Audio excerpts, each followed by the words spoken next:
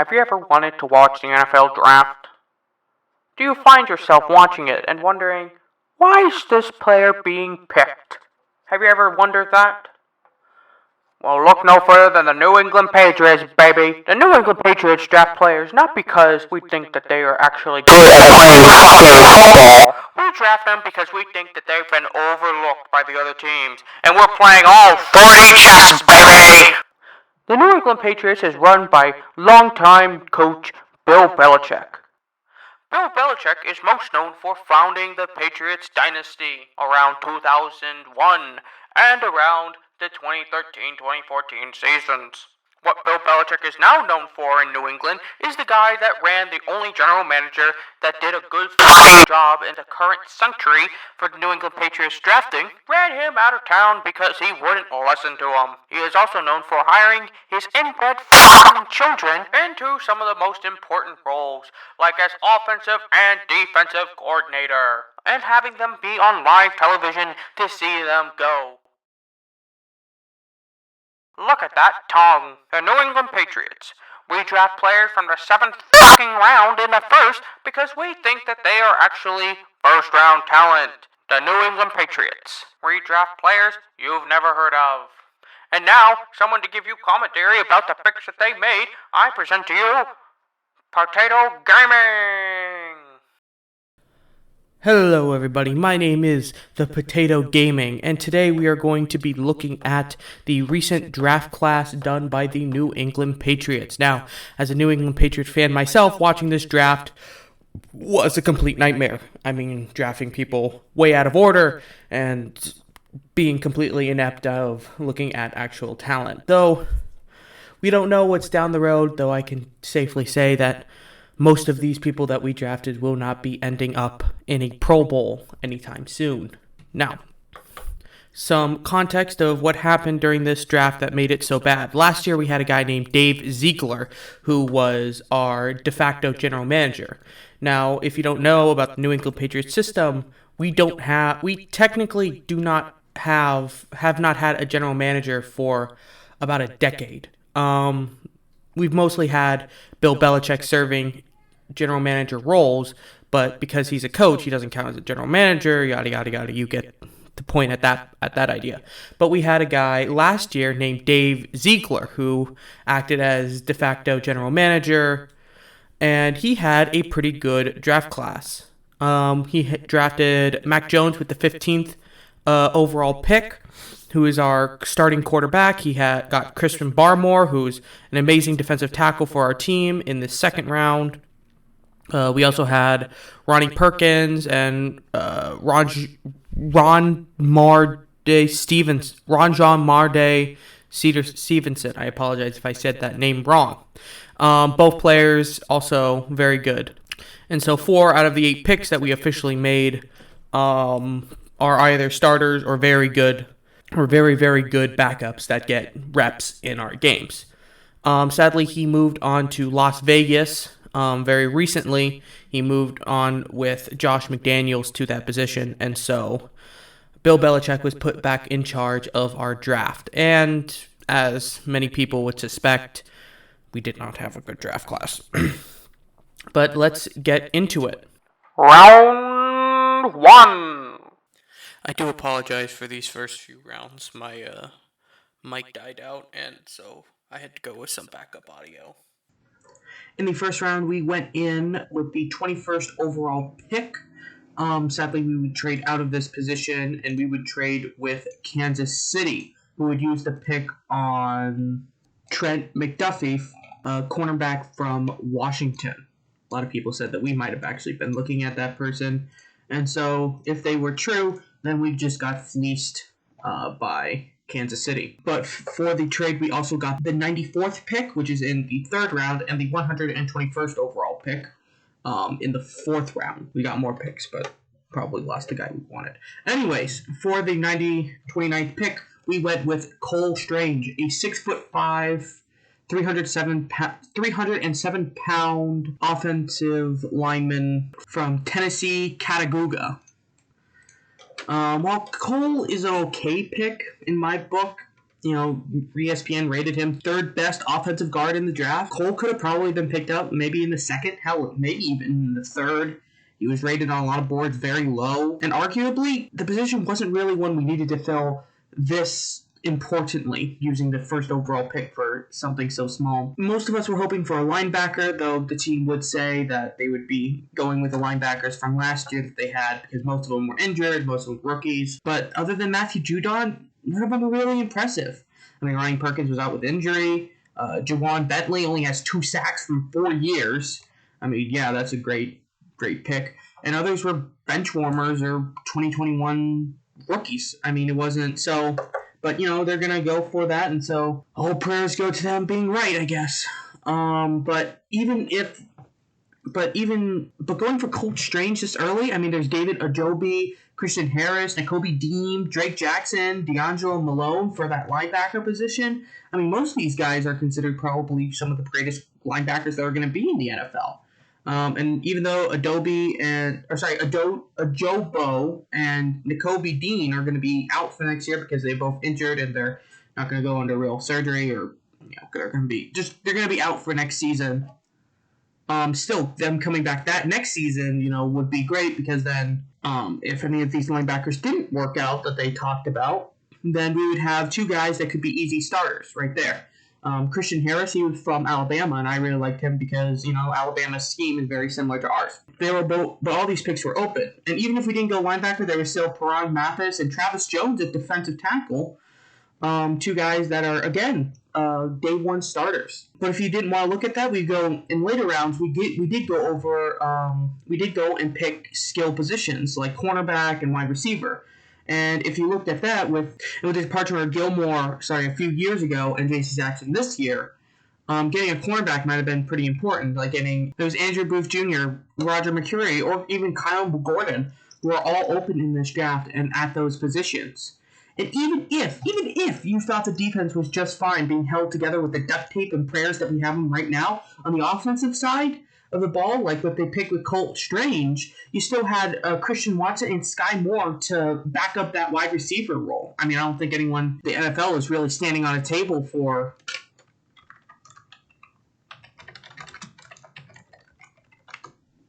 trying to get Nate Aguilar, Kendrick Boone, N'Keal Harry. I mean, some of these guys, I think we could have probably gotten, and they would have been able to compete with these guys.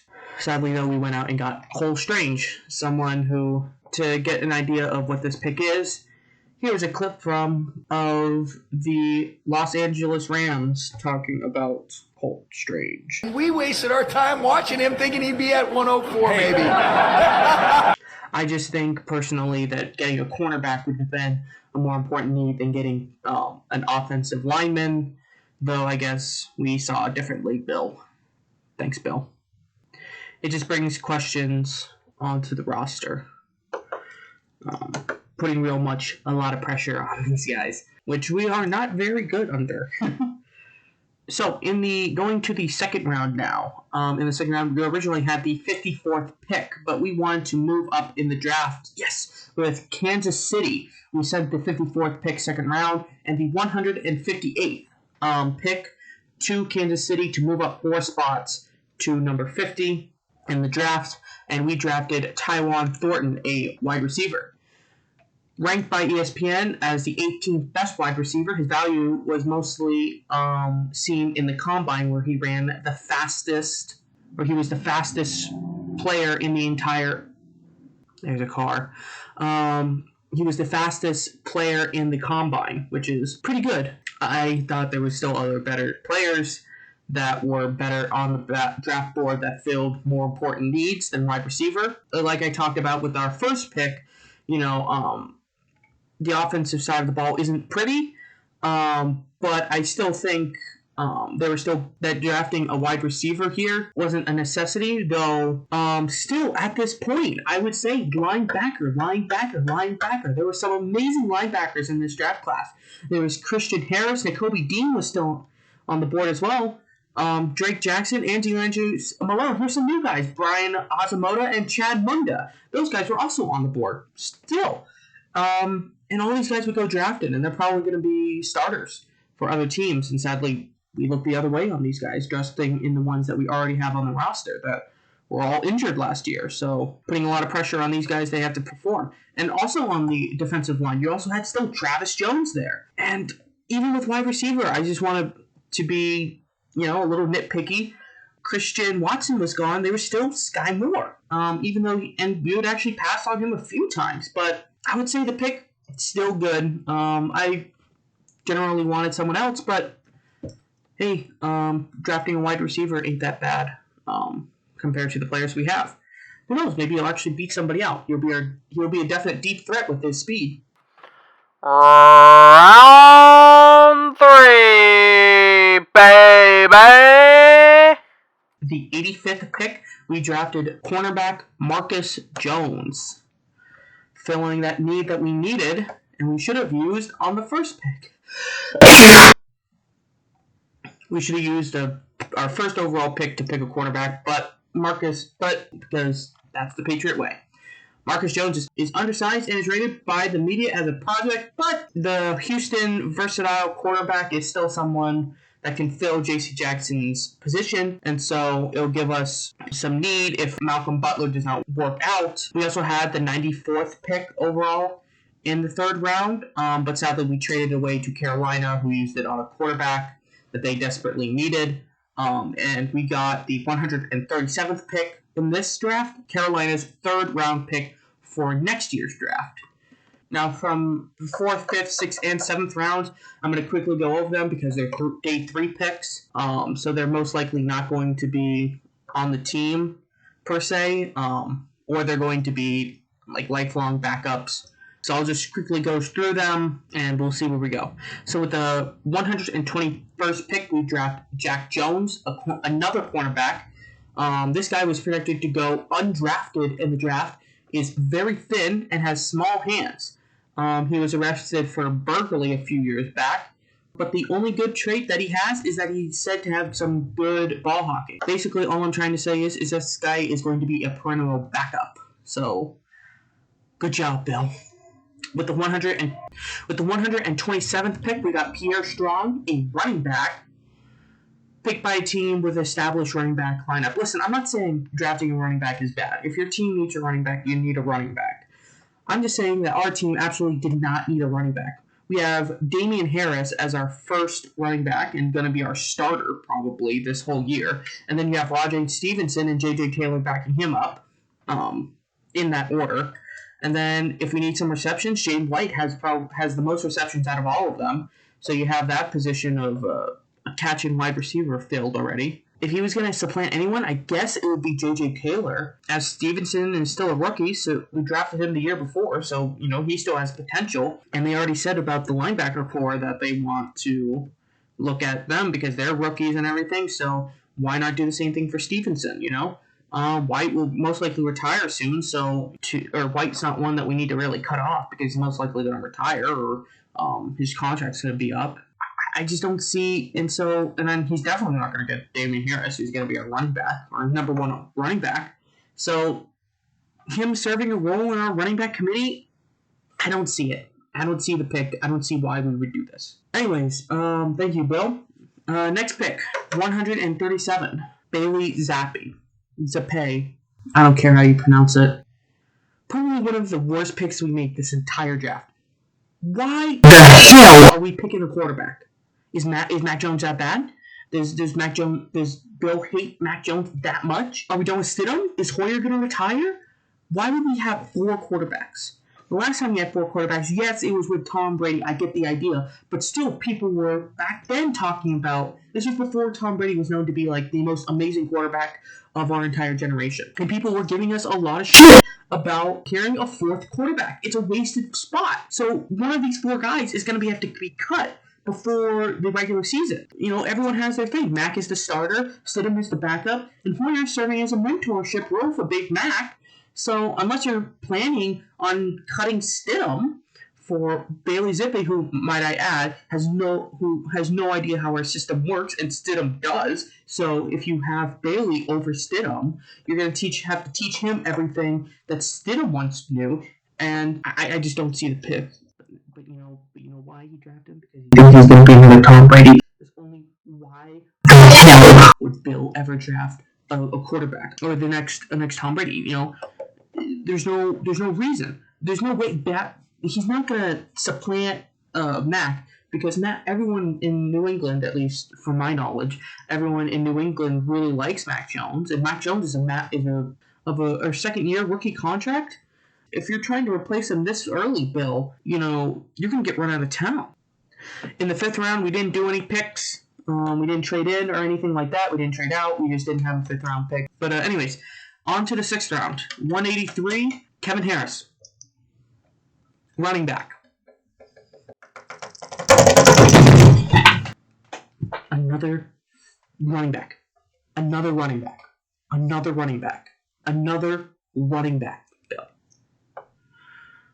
I'm not gonna harp on this very much, but really what I said about Pierre Strong, the running back that we picked at 127, also covers what we have here for Kevin Harris. So I'm not going to really repeat myself, and so I'm just going to leave it at he's unlikely to be on the team or at the beginning of the season. He might be a practice squad member, but I don't see him getting any reps in a regular season game. Pick 200, Sam Roberts. Here's all you need to know about Sam Roberts.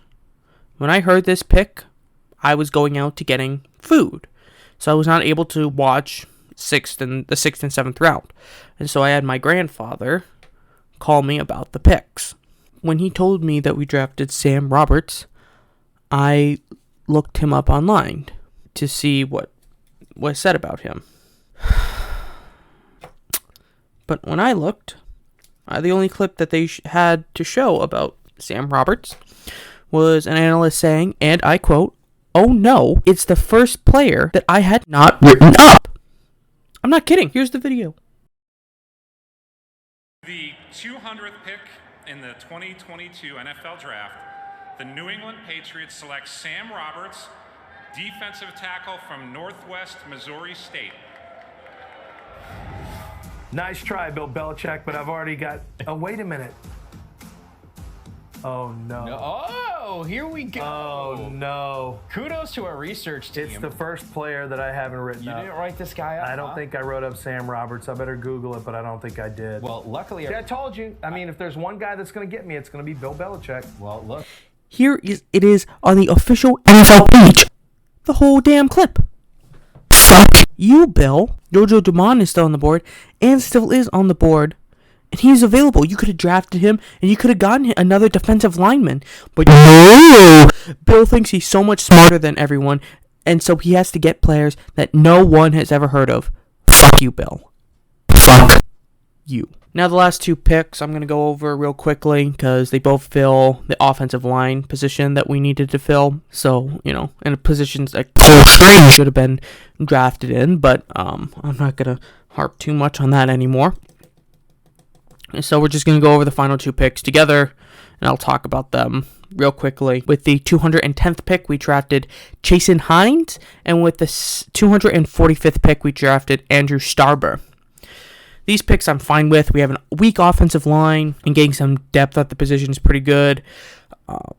And if needed, they can replace the veteran Trent Brown or David Andrews since they're on their 8th and 9th year, and so they're most likely either going to retire soon or their contracts with the team will expire. And so getting some new guys in the trenches so that when they move on, hopefully not soon, but they might, if they do move on, get some more guys in their inexperience right now so that they can fill those positions sooner rather than later.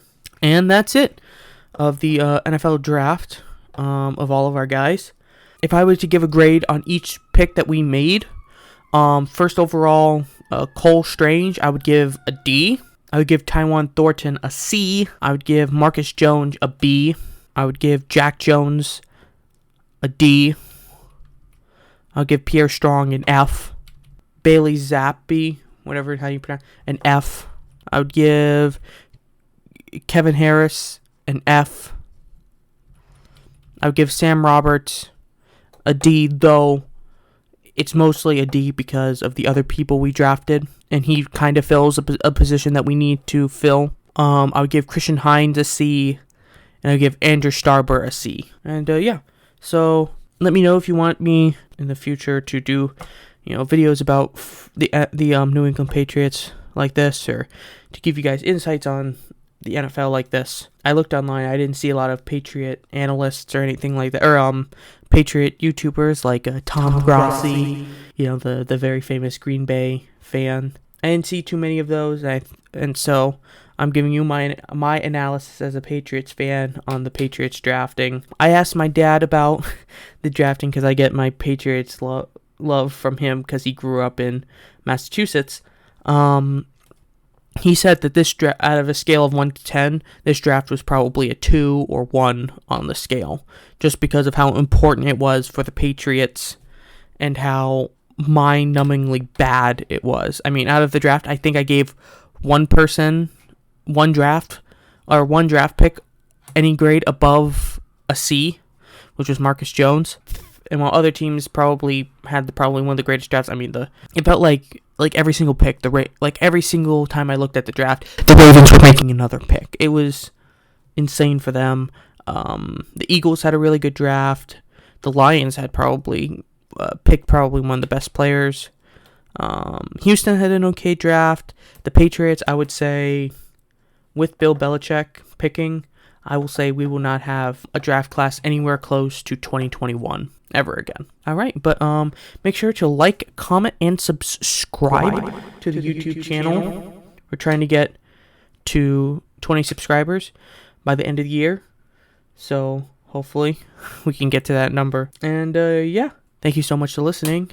This is the Potato Gaming signing off for now. Goodbye.